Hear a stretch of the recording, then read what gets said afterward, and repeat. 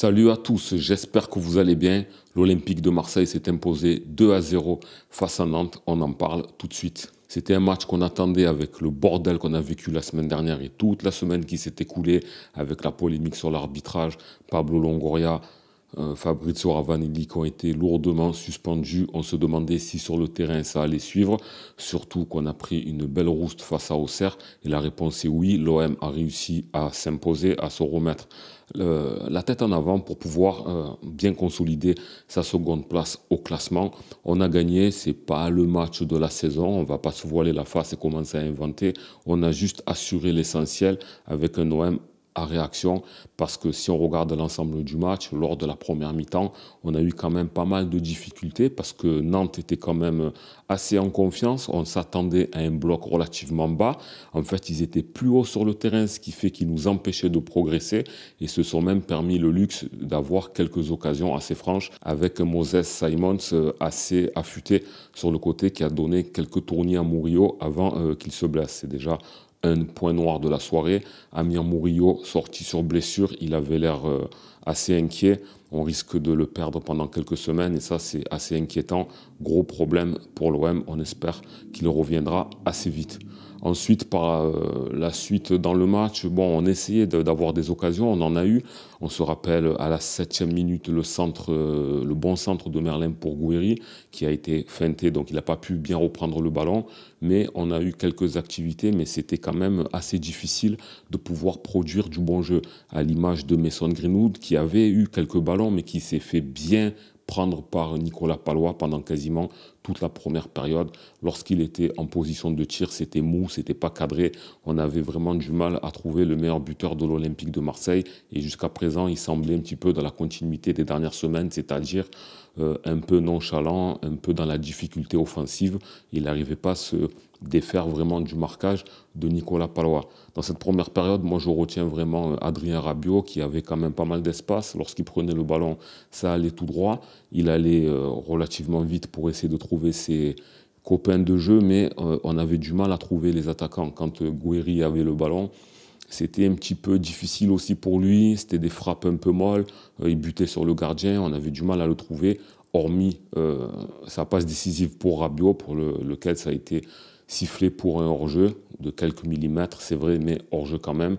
Donc l'OM avait vraiment du mal et on aurait même pu encaisser, mais heureusement que Rulli veillait et qu'il a pu sortir les quelques occasions nantaises. Lors de la seconde période, ben en fait, c'était reparti un peu sur les mêmes bases, hein. On voyait arriver le 0-0. C'était vraiment très difficile. Il y a des joueurs qui ont eu vraiment du mal à exister dans la rencontre. Je pense notamment à Ismaël Ben Nasser, celui qui a fait une très grosse arrivée à l'Olympique de Marseille. On pense notamment au match d'Angers. Ben, depuis, l'Algérien a encore du mal à trouver un petit peu le rythme. On voit que physiquement, il peine beaucoup. On le voyait un petit peu rouge, on le voyait un peu fatigué. On pense qu'il a besoin encore de temps d'adaptation et de récupérer énormément de physique. Parce que sur le jeu, ça s'est ressenti par des pertes de balles. Il ne trouvait pas de solution. Il n'essayait pas d'aller vers l'avant comme il a fait contre Angers. Bon, ce n'est pas forcément qu'avec le physique, mais on sent qu'il n'a pas la répartie et la percussion qu'il pouvait avoir lors de ses premières minutes à l'OM. Bon, c'est quand même un très grand joueur. On va espérer qu'au fur et à mesure, il va monter, mais finalement, il lui faudra encore plus de temps par rapport à un Valentin Rongier qui, lui, lorsqu'il est rentré, a tout simplement changé la physionomie et le cours du match. Il était comme un poisson dans l'eau, ultra motivé. Il a récupéré quelques ballons précieux et a mené d'ailleurs un but. Il a levé la tête, il a donné en retrait but, donc il a été décisif. Et depuis qu'il est rentré, ben, le bloc a joué beaucoup plus haut. On était beaucoup plus précis et on a enfin retrouvé un Mason Greenwood des grands soirs qui lui aussi a pu inscrire un but. Et ensuite, Amine Gouiri a aussi participé à la fête parce que lui, par rapport à Ismaël Ben Nasser, il est vraiment comme un poisson dans l'eau à l'OM. Il me semble 4 passes décisives, 3 buts. C'est quand même un très très bon ratio. Donc, l'OM assure l'essentiel. De toute façon, c'est ce qu'il fallait. Même un petit 1-0 tout pété, il fallait prendre. C'était pas grave. Il fallait vraiment que l'OM gagne. On n'a pas mis la manière, mais on a mis l'essentiel parce que beaucoup se posaient la question sur le sportif, comment l'OM allait réagir après cette lourde défaite face à Auxerre et tout le tralala médiatique qu'il y a eu derrière. On a eu toute la France qui était braquée sur nous et ça faisait peur parce que derrière, ça revenait un peu fort. À l'image de Nice qui n'arrête pas de gagner des matchs, on était au même nombre de points. Et si on perdait la rencontre, ça aurait pu être catastrophique et ça aurait pu nous mettre dans une mauvaise position pour la suite parce que le calendrier est loin d'être allégé. On va jouer face à Lens. Lens est une équipe qui est dans la difficulté, certes on l'admet, mais on ne sait jamais. C'est une équipe pas facile forcément.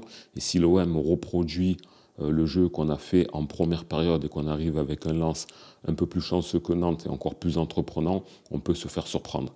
Bien qu'on ait gagné, il y a des choses quand même à réajuster parce que derrière, à certains moments, on a eu des trous, on a eu des moments où on n'arrivait pas à se projeter vers l'avant et on laissait des espaces.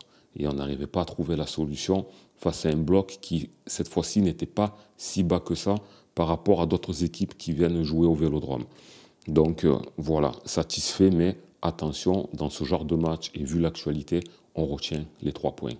On a eu enfin le contentement de voir Luis Felipe Ramos jouer ses premières minutes. Bon, on ne va pas tirer de conclusion pour savoir s'il a bien joué ou pas, il n'a pas eu assez de temps de jeu, mais ça fait plaisir de voir enfin la recrue chausser les crampons et jouer. On sait qu'il va pouvoir prendre place dans la défense marseillaise, surtout Camille Murillo risque d'être indisponible pendant quelques semaines.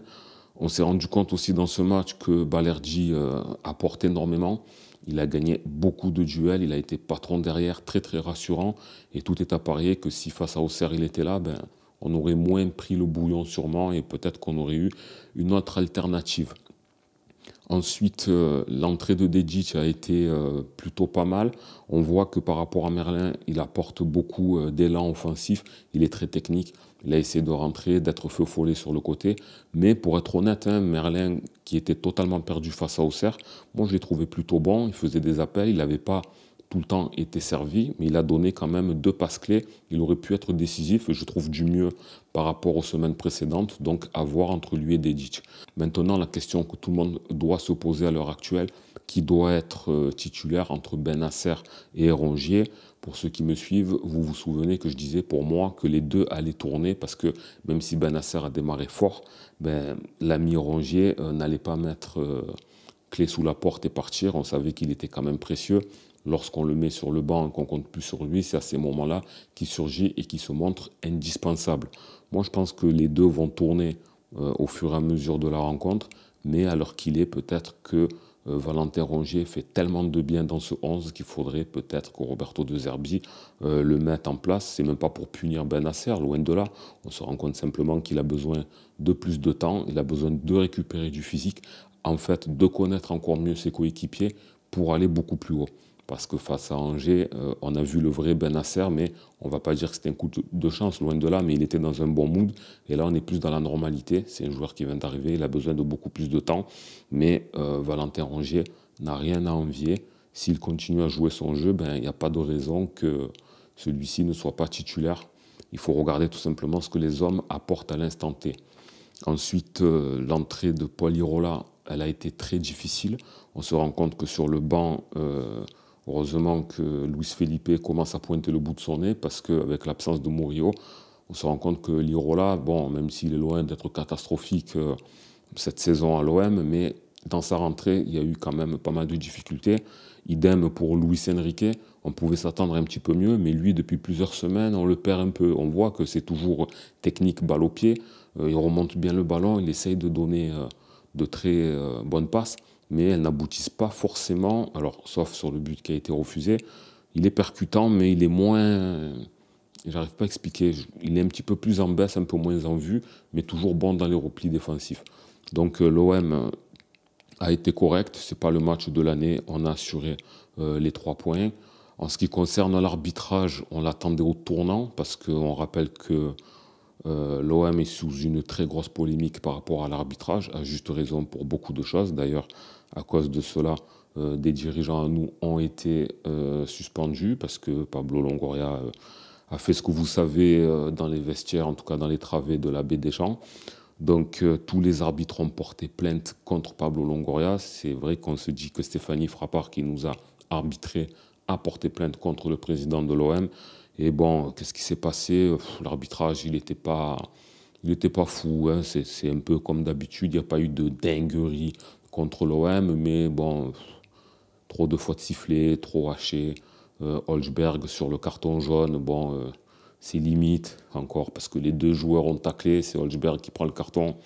On peut rouspéter sur ça. Après, sur le but refusé, il y avait vraiment hors-jeu. Bon, l'arbitrage, ça n'a pas été la folie non plus, sans qu'il y ait de véritables dingueries. Encore heureux, heureusement, il ne faut pas qu'il y en ait à tout le match, sinon Pablo Longoria dans les tribunes, il serait tombé dans les pommes. Mais bon, voilà. Ce qu'on peut retenir de ce match, c'est que l'OM maintient la distance et Lille a perdu. Pourquoi je parle de Lille, même si ils sont loin maintenant, c'était l'équipe la plus forte derrière nous lors des 2-3 derniers mois. Donc on les regarde, même si Nice est très proche, Nice enchaîne les victoires, donc il faudra être vraiment vigilant et pour pouvoir s'en sortir, parce que face à Paris, ça risque d'être très très difficile d'entrevoir la victoire. Donc il faut absolument prendre 3 points face à Lens, parce que Lens est dans une mauvaise situation, mais un Lens qui vient avec une bonne stratégie, bloc mi-bas, on essaie de profiter des contre-attaques, etc. Comme Nantes a pu le faire, parce qu'on a eu un gardien qui nous a sorti 2 beaux arrêts, on ne sait jamais. Donc voilà, on a assuré l'essentiel. Moi, franchement, j'avais peur à la 60e minute. Je me disais, est-ce que ça ne va pas terminer sur un sombre 0-0 ou est-ce qu'on va perdre sur un contre? Non, au final, l'OM de cette année, c'est se mettre en marche, surtout quand on ne fonctionne pas. Ben, au final, ça fait 2-0 et des joueurs comme Mason Greenwood qu'on n'a pas trop vu dans la rencontre ou quand on le voyait, c'était assez mou, imprécis. Un joueur qui a été bien pris, ben, au final, c'est dans des matchs comme ça qu'on voit les grands joueurs, quand ils arrivent à se démarquer facilement en 2 actions, faire taire tout le monde et apporter sa pierre à l'édifice parce qu'il a été buteur et à l'origine d'un autre but. Donc c'est parfait, c'est tout ce qu'on attend de lui, mais il faut qu'il soit beaucoup plus régulier. Donc voilà, c'était mon avis pour cette rencontre. N'hésitez pas à me dire ce que vous avez pensé de celle-ci. La question du soir, faut-il mettre Valentin Rongier à la place de Bennacer, oui ou non? N'hésitez pas à me développer ça dans les commentaires. J'aimerais savoir aussi pour vous, comment avez-vous trouvé Quentin Merlin objectivement? Est-ce que pour vous, il a fait un meilleur match? Est-ce que Roberto De Zerbi doit le faire jouer à la place de Quentin Merlin? Et voilà, est-ce que l'OM a toutes ses chances de finir second sur le podium? Voilà, c'était Karim Diouf. Je vous dis à la prochaine. Ciao.